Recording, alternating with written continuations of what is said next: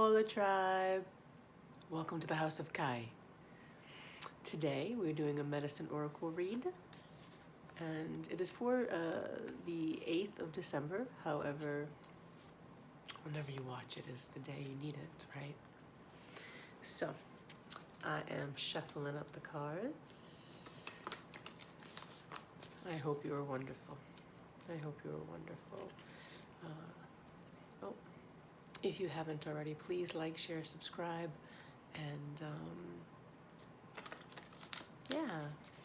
leave comments. I would love to know more of how you respond to the medicine, how you respond to the information. If you're using the medicine that I'm guiding you to use, are you doing any of the homework after the session, and do you feel that it's beneficial?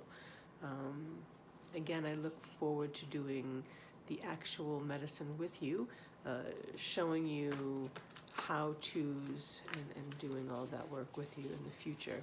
I'll definitely be offering more of that as we go along. So, let's see.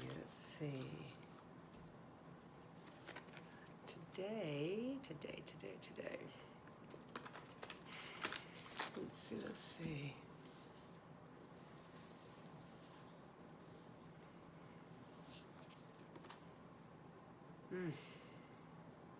Child of light.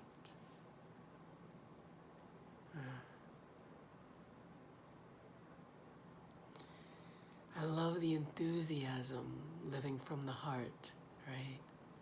This explosion of light moving through the heart, acknowledging above and below, this unison of energy, right? That we are anchored to the earth and connected to the heavens. And even as I say that, it's one and the same. I have forever said, as above, so below. As within, so is outside of us, right? That which is in us is also being created outside of us. So how we express ourselves and how we feel is what is created, right? I know that all too well. I don't always like that answer, and I don't think a lot of us do, when we realize that we are the creators of our world based off of our energy and what is going on inside of us. Looking at that and knowing that we are the creators of it.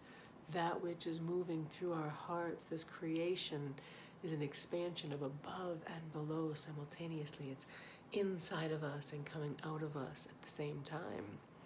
That we are the creators of it.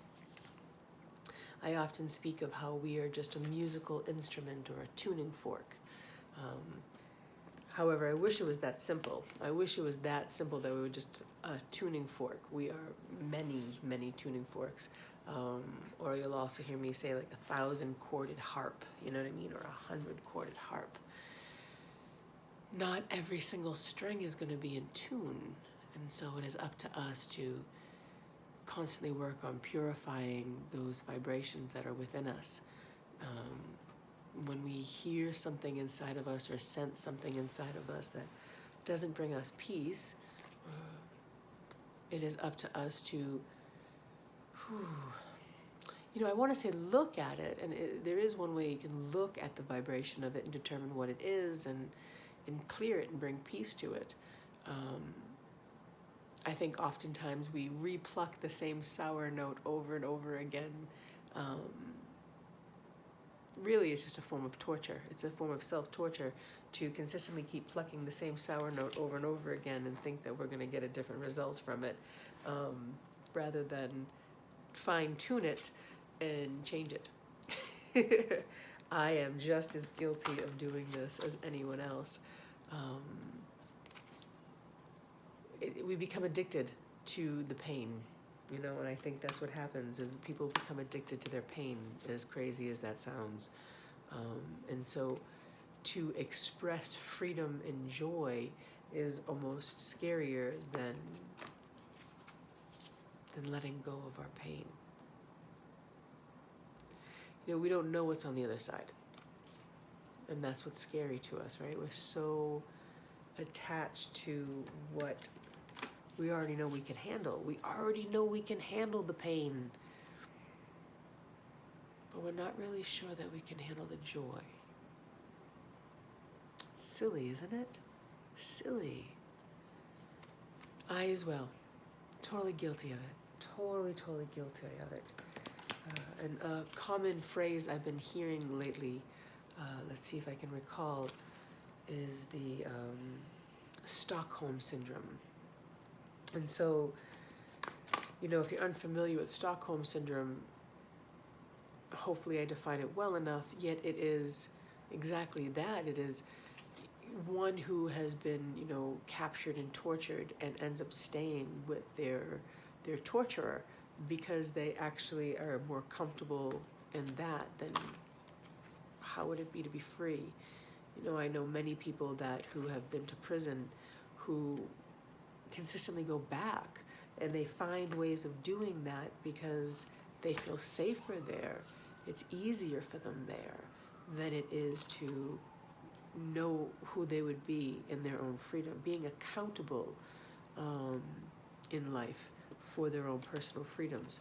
And so as I've been looking at this Stockholm Syndrome, realizing that it's simply just part of the emotional body. It's how we become attached to our pain. We become attached to our pain rather than live in the freedom, oh my goodness, and truly be a child of light. Truly be a child of light. Oh. Now that brings me joy.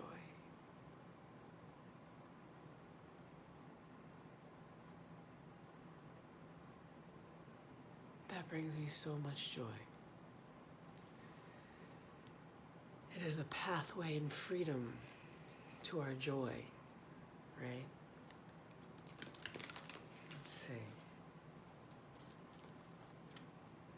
Oof, balance. Why am I not surprised by that? Balance. Again, going into the vibrational sounds of who we are. So if we're always strumming these high vibrational chords, then are we really looking at the denser vibrations that are running within us? Or if we're always looking at the muck, do we ever allow ourselves to, you know, rise to the top and enjoy the all that has been created for us, right? All the goodness that we have created for ourselves, having gone through the muck. Those on the spiritual journey know that you have to go through the muck. You have to go through the muck in order to create something even greater. Yet doing it from a place of balance, right? You know, there's a joke of once you find balance, you immediately fall out of balance, because it's difficult just to simply stay in that place of balance all the time. Yet, I mean, I guess that's the fun, right? I guess that's the fun of seeking and finding it. And everyone's balance will be different. Everyone has different balances that they can handle. Yeah, and, you know, being unafraid to fall. Being unafraid of falling. Yeah, I think that's a big one. Ooh, oh my goodness. And as we're talking, what do I have but joy?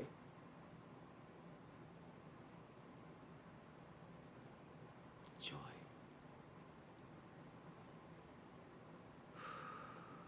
As we move forward, right, truly embodying the child of light that we are, and stepping into these places of balance, it is about the joy that is expressed within ourselves that is the most important part, right? That there is always joy to be had, always.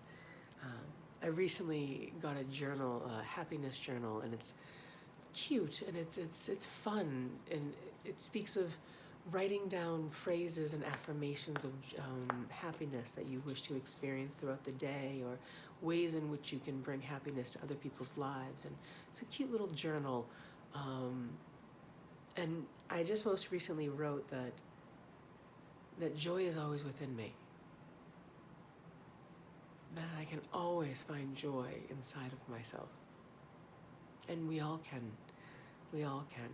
And I think that will be our medicine work today. I'll go through that today of how to simply do that. How to, no matter what state of consciousness we're in, no matter what emotional trauma we might be experiencing, we are always, always capable of finding joy inside of ourselves. And we will do that today as our medicine. And I was just being called that there was supposed to be a second card from Ganusha, and it's perseverance. Of course it is. Perseverance. And that the horn just, it's drinking the cup of joy, is that that says to me. So, being unwavering in it. There's so many reasons for us to doubt or self-sabotage that which we know is true. Can we simply find joy and balance and move forward and let go? Truly let go. Yeah. Let me tell you, I'm on that journey too. I am absolutely on that soulful journey of letting go and allowing myself to experience the joy that I am. Because I am worthy of that.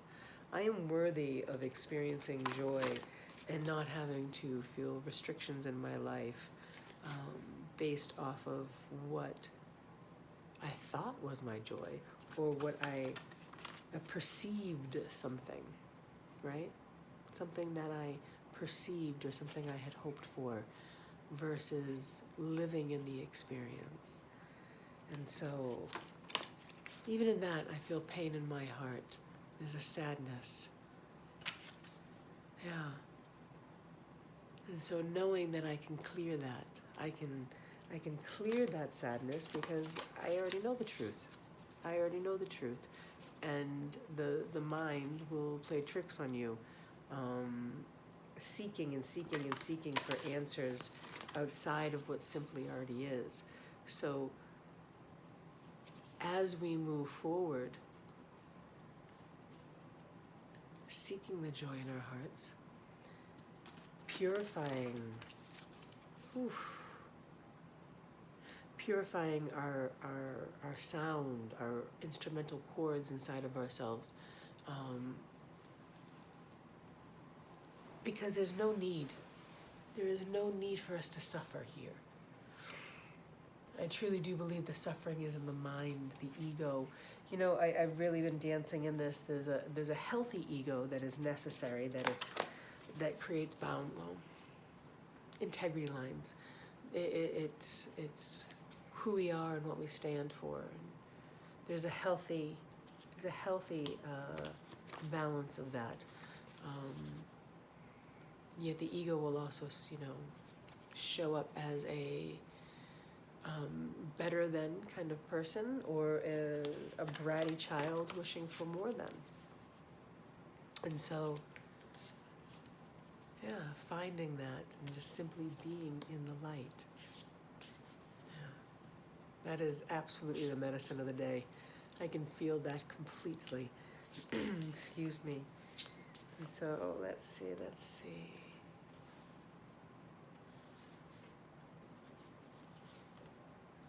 Oh. Miracles.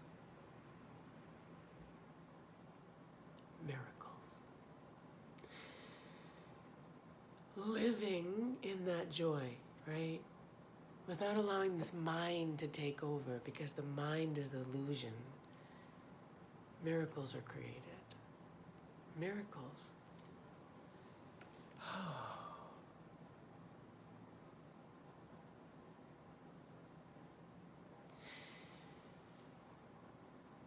In the last few weeks and even the last few days, there's been lots of highs and lows, and so many people I know are experiencing them. And we're all just riding that wave. We are riding the intensity waves right now. having put faith in something and not seeing the harvest as of yet. And that part of us that can go into a dip, you know? And so can we live as this child of light? Regardless of what we are experiencing in our moment, can we come back into our center, back into our hearts, and live as these childs of light in order to create the miracles that are happening? Because there are miracles happening. There are miracles happening all the time. Yet if we're too attached, the miracle won't happen. It's just simply being in the place of faith, knowing that it's already happened. It already is. And because we're not witnessing it exactly in the moment we want, because our ego wants it now, just simply living in balance, in joy, and persevering. Wow. Wow, beautiful, beautiful cards today. And I am getting that there is a,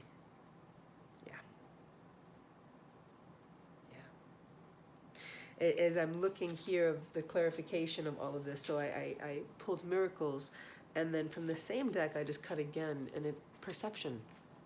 And that's really what we're talking about here. And I love, like, if you see, there is an elder or medicine man right here looking, and we have the white buffalo, but what we don't see is inside is another buffalo. There is a baby little white buffalo in the womb of creation.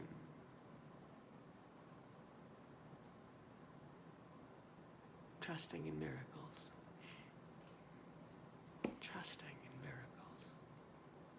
So, today's medicine is finding the joy within. And so I really do enjoy doing this practice with clients. And what I'm going to recommend is we sit and simply breathe.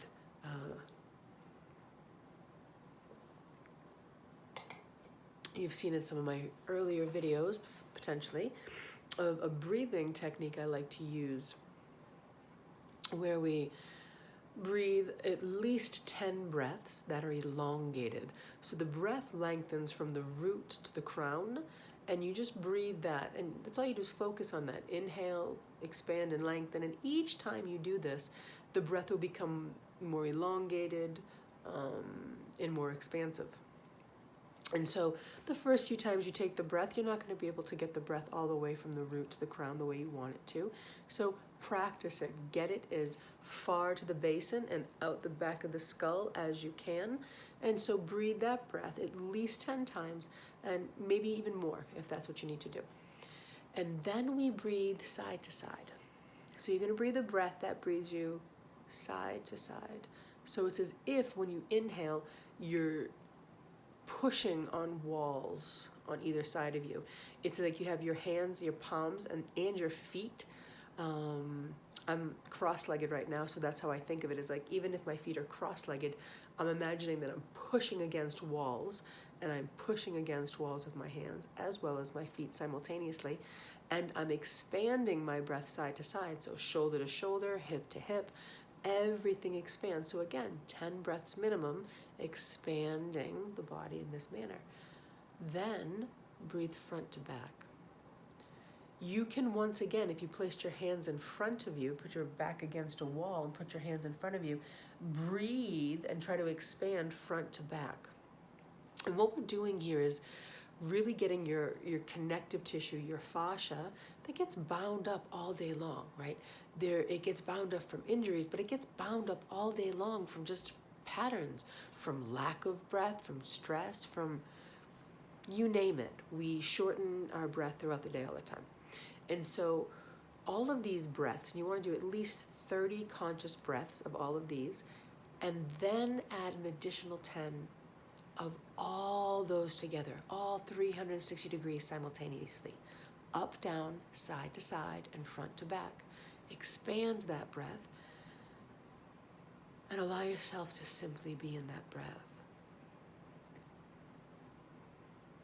And then I invite you, simply ask yourself,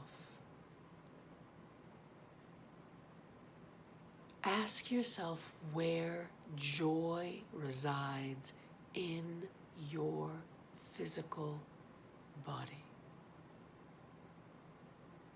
There is no wrong answer. Your body will tell you.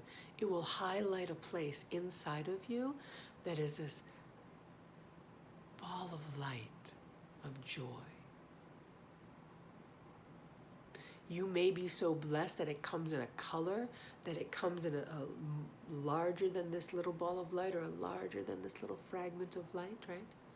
And so as you acknowledge that light, that ball of joy, your job is to then expand it.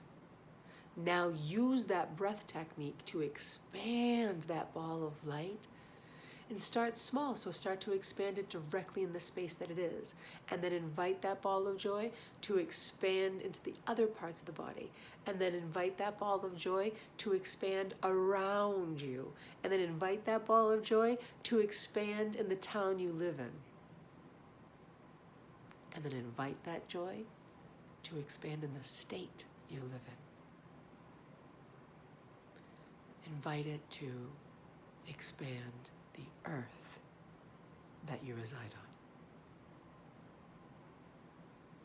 We are capable of expanding our joy at any moment in time, harnessing it and finding it because it is inside of you. It's always inside of us. We just don't always remember to strum that chord, right? We focus on other vibrational things that we've become addicted to, our pain, sadness. There's a part of us that almost feels wrong for living in a place of joy when there's so much other sadness going on. And that is actually a problem. That is a problem.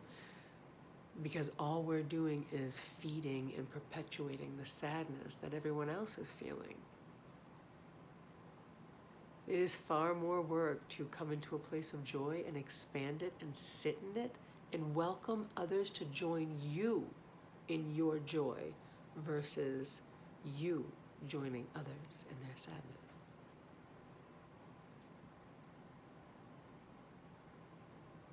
I hope you enjoyed today's medicine. Check out the YouTube. Hopefully there are other days that you enjoy as well. Yeah. Thanks for joining me, guys. Peace.